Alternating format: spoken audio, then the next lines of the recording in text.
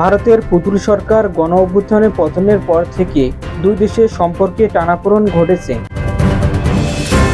সম্প্রতি সীমান্তে বিএসএফের কাঁটাতার দেওয়াকে কেন্দ্র করে নতুন কৌশলে আগাচ্ছে ভারত।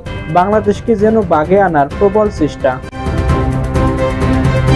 সীমান্তে কাঁটাতারের বেড়া নির্মাণ ঘিরে তৈরি হওয়া অস্থিরতার মাঝে ভারতের দিক থেকে পাগল বেশে একের পর এক ব্যক্তি বাংলাদেশে প্রবেশ করছে। এরা কারা? এদের আসল উদ্দেশ্য কি? এদের পরিচয় ও উদ্দেশ্য নিয়ে জনমনে উঠেছে নানা প্রশ্ন। কেউ কেউ বলেছেন ভারতের গোয়েন্দা সংস্থা রয়ের এজেন্ট পাগল বেশে বাংলাদেশে ঢুকেছে। এদের অনেকে হিন্দিতে অসংলগ্ন কথা বলছে, যেমন বন্ধ করো দো মেনে বাসা দিয়া।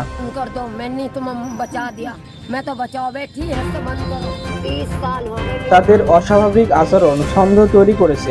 স্থানীয়রা বলেছেন এই প্রবেশকারীরা মানসিক রোগী নাও হতে পারে।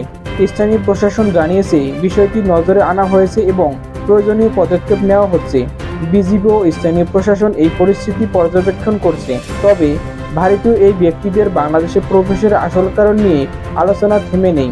বিশ্লেষকরা মনে করেছেন এটি কেবল সীমান্ত উত্তেজনার অংশ নয়, এর পেছনে গভীর কোনো ষড়যন্ত্র থাকতে পারে। তাদের ব্যবহৃত ভাষা, পোশাক এবং আচরণ খতিয়ে দেখলে স্পষ্ট বিষয়টি সাধারণ নয়।